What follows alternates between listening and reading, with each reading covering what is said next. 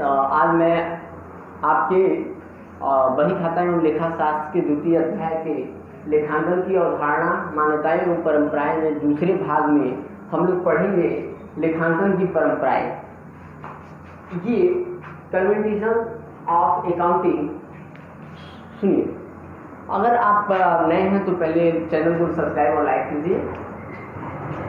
यहाँ पे सबसे पहले देखिए कि जो लेखांकन की परंपराएं हैं, ये पहला रूढ़वादिता की सावधानी की परंपरा, पूर्व प्रकटीकरण, तीसरा समरूपता, चार तत्व, मूल्य स्थिरता, प्रासंगिकता और औचित्य लागत। इन सभी को हम एक एक करके पढ़ेंगे। सबसे पहले मैं आपको ये बताता हूँ कि ये होता क्या है। ये लेखांकन की परंपराएं हैं, जैसे हमारे निजी लाइफ में भी कुछ परंपरा होती है हमारे जीवन की, जिसके अनुरूप हम लोग क्या करते हैं, चलते हैं या कोई कार्य करते हैं। ऐसे ही लेखांकन की भी एक परंपरा है। ये परंपराएं हैं जिनके आधार पर लेखांकन का कार्य किया जाता है। जैसे ये देखिए, सबसे पहले रूढ़वादिता या सावधानी की परंपरा। रूढ़वादिता की परंपरा ये बताती है कि लेखापालक जब तक कि कोई क्या लॉस न हो, जब तक कि कोई परिवर्तन न हो, तब तक यथास्थिति को बनाए रखे। अर्थात रूढ़वादिता की परंपरा ये बताती है कि लेखापालक को लाभ की प्रत्याशा न करते हुए हानियों का प्रावधान कर लेना चाहिए। इसका मतलब क्या कि ऐसा रूढ़वादिता है इसमें कि ऐसा नहीं है कि बिजनेस है तो बिजनेस में हमेशा लाभ होगा, हानि भी हो सकती है। तो रूढ़वादिता की परंपरा ये कहती है कि लेखापालक को क्या करना चाहिए कि लाभ का प्रत्याशा न करके हानियों के लिए भी प्रावधान कर लेना चाहिए, यानी हानियों के लिए भी तैयार रहना चाहिए। जैसे होता क्या है इसमें, हराश के लिए व्यवस्था करता है, ठीक, डूबत ऋण के लिए व्यवस्था करना, स्टॉक का मूल्यांकन करना, ये सारे इसके अंतर्गत बहुत सारी परंपराएं, मतलब तैयारियां कर लेनी चाहिए लेखापाल को, ताकि क्या हो, भविष्य में अगर कोई स्थिति का परिवर्तन होता है तो वो उसके लिए तैयार रहे। पूर्ण प्रकटीकरण की परंपरा। अब देखो, पूर्ण प्रकटीकरण की परंपरा, इसको बोलते हैं फुल डिस्क्लोजर। और इसमें क्या होता है, तो देखिए, अकाउंटिंग में जो भी चीजें हैं, उन सारी चीजों का नाम से क्लियर है कि पूर्ण प्रकटीकरण होना चाहिए, यानी उन चीजों को पूरा दिखाया जाना चाहिए। देखिए, यह भी एक महत्वपूर्ण परंपरा है जिसमें वित्तीय विवरण को बनाते समय सारे महत्वपूर्ण सूचनाओं को क्या किया जाता है, दर्शाया जाता है, और बनाते समय झूठी सजावट से बचना चाहिए। वित्तीय विवरणों में जांच रुचि रखने वाले पक्षकारों के लिए बहुत महत्वपूर्ण रखती है। कंपनी संगठन की दशा में परंपरा का महत्व और भी बढ़ जाता है, क्योंकि उसके स्वामित्व और प्रबंधन पृथक पृथक होते हैं, ठीक, और इससे जुड़े हुए सारे लोगों को क्या होती है, इंफॉर्मेशन मिलती है। यानी क्या होता क्या है, ये परंपरा ये कहती है कि व्यवसाय से रिलेटेड जो भी चीजें हैं, जो भी उसकी आर्थिक स्थिति के बारे में जो भी इंफॉर्मेशन है, उन पूरी सूचनाओं का पूर्ण प्रकटीकरण होना चाहिए, ताकि व्यवसाय से जुड़े हुए, क्योंकि देखो व्यवसाय और उसका मालिक अलग अलग होता है, और व्यवसाय से जुड़े हुए बहुत सारे लोग हैं, क्रेडिटर है, लेनदार है, देनदार है, बैंक है, मान लो अगर कोई सरकारी संस्थाएं हैं, बहुत सारे लोग जुड़े हुए हैं, तो उन सबको पूरी की पूरी व्यवसाय से संबंध में जानकारी मिले।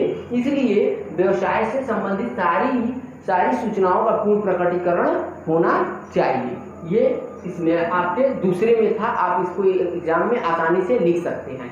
जहां पूर्ण प्रकटीकरण की बात आएगी, आप अपने दिमाग में ये रखिएगा कि पूर्ण प्रकटीकरण का मतलब व्यवसाय से संबंधित सारी सूचनाओं का व्यवसाय के विवरण में क्या होना चाहिए, विवरण में लिखा डिस्क्लोजर होना चाहिए, यानी प्रकटीकरण होना चाहिए। अब देखिए, सुगमता या समरूपता की, सुसंगति की परंपरा, यानी क्या, समरूपता। इस परंपरा के अनुसार व्यवसाय में जो भी, देखो क्या, लेखांकन के किसी पहलू के संबंध में कोई एक अभ्यास अपना लेने के बाद उसे प्रतिवर्ष दोहराते रहना चाहिए, और बिना किसी ठोस कारण के अभ्यास को बदलना नहीं चाहिए।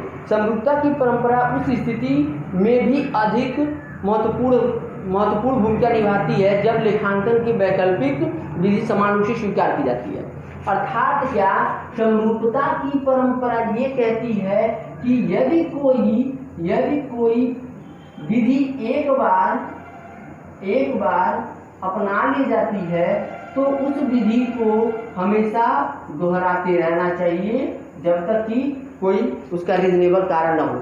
जैसे क्या होता है, व्यवसाय में इस्टिमेशन की मेथड है, जैसे मान लो जो स्टॉक के मूल्यांकन की विधि है वो कई विधियां, इसी तरह से व्यवसाय के हरास की जो हरास लगाने की विधि है, हरास का मतलब होता है, अभी आप यहाँ समझ लीजिए, आगे हमको चैप्टर्स मिलेंगे पढ़ने को और उसमें हमको सवाल को भी सॉल्व करना होगा। तो जो हरास लगाने की विधियां हैं वो कई विधियां हैं। तो एक बार जो विधि अपना ली गई है, अब एक बार एक विधि अपना ली गई, अगले साल कुछ दूसरी विधि अपनाते हैं, उसके अगले साल तीसरी विधि अपनाते हैं, ऐसा तो कर नहीं सकते। ये विधि कहती है समरूपता की समरूपता होनी चाहिए, यानी जो विधि एक बार अपना ली गई उसी विधि को हर साल अपनानी चाहिए। इससे क्या होता है कि व्यवसाय की विश्वसनीयता बनी रहती है, यानी कि जो भी लाभ या हानि होगी, जो भी आर्थिक चिट्ठे में दिखाए जाएंगे, व्यवसाय के आंकड़ों में क्या होगी, समरूपता होगी और उसकी विश्वसनीयता बनी रहेगी। अब इसके बाद देखिए सार तत्व या महत्वपूर्ण परंपरा, महत्वपूर्णता की परंपरा।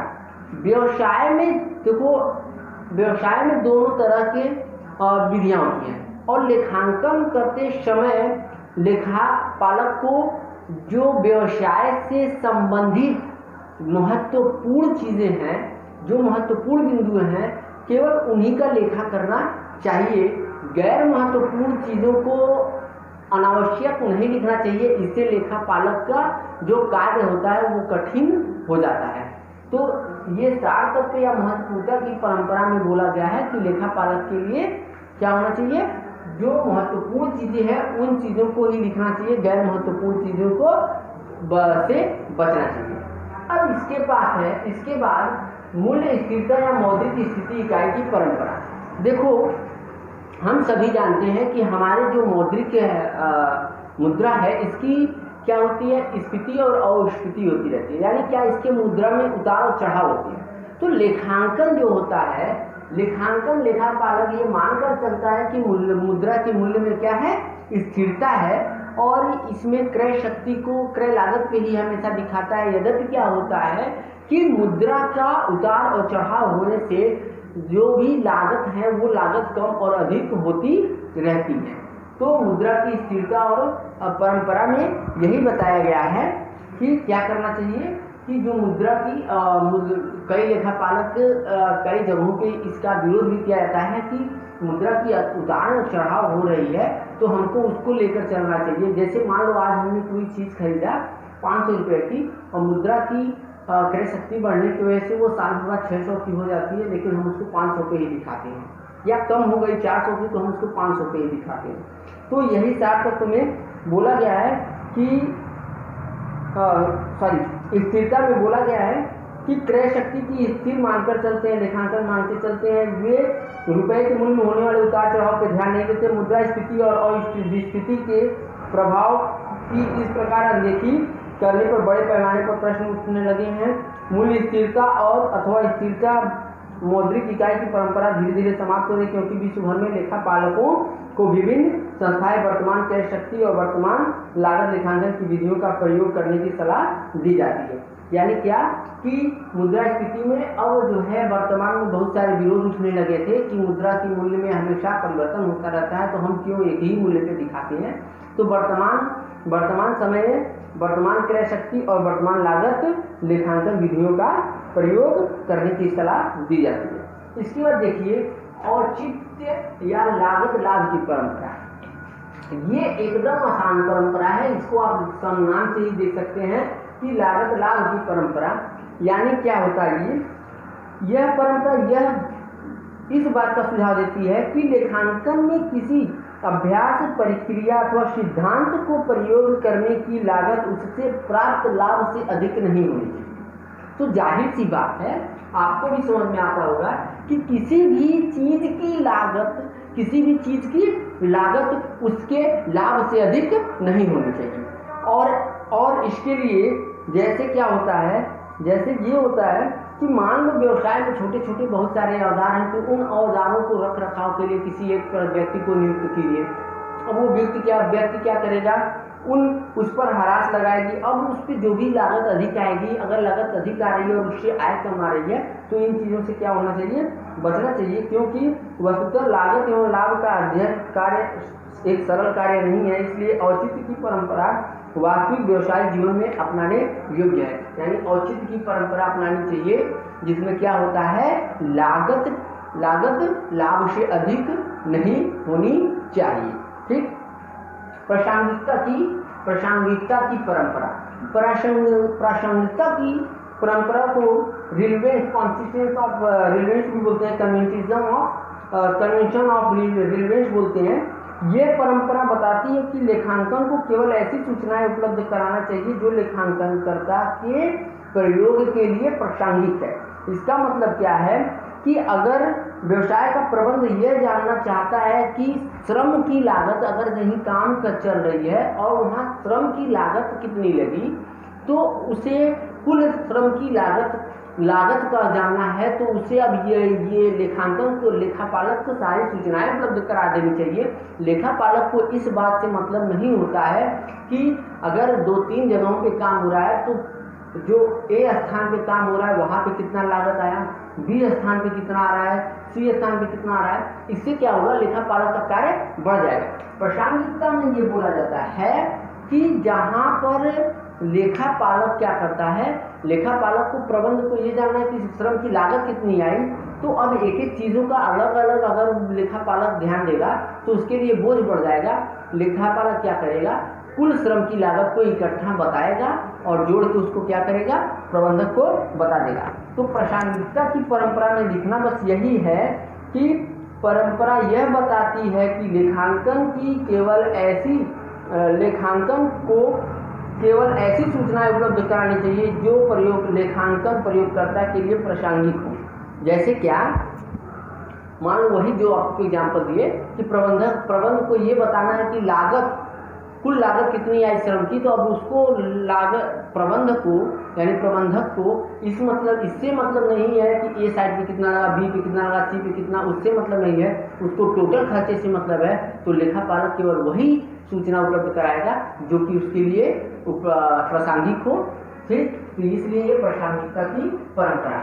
इसमें हम लोगों ने देखा रूढ़वादिता की परंपरा को देखने के बाद पूर्ण प्रकटीकरण देखा, इसमें सारी चीजों को बताने के लिए बोला गया है। समरूपता, इसमें जो एक बार विधि अपना ली गई उस विधि को हमेशा अपनाई जाएगी। मूल्य 4 तत्व की महत्वपूर्णता की जो चीजें महत्वपूर्ण हैं केवल उन्हीं चीजों को लेखांकन में दिखाना चाहिए, गैर महत्वपूर्ण चीजों को नहीं दिखाना चाहिए। मूल्य स्थिरता में बताया गया कि मुद्रा की क्या होती है, स्थिति और अस्थिति दोनों को ध्यान में नहीं रखता लेखांकन करता। ठीक। तो इस वजह से इसमें क्या होती है, कहीं विरोध उठता है, तो लागत लेखांकन विधि को अपनाने की इसमें बताया गया योजना। फिर हमने बताया लागत और लाभ की परंपरा, इसमें ये बताया गया कि कभी भी लागत क्या होनी चाहिए, लाभ से अधिक नहीं होनी चाहिए। प्रासंगिकता में बताया गया कि प्रासंगिकता में लेखापालक को केवल वही सूचनाएं उपलब्ध करानी चाहिए जो कि प्रासंगिक हों। ठीक। ये हमने इस चैप्टर को कवर किया। ठीक। आगे चैप्टर में फिर मिलेंगे, तब तक के लिए आप इस चैनल को सब्सक्राइब कीजिए और अगर आपने शेयर नहीं किया है अभी तक तो प्लीज़ शेयर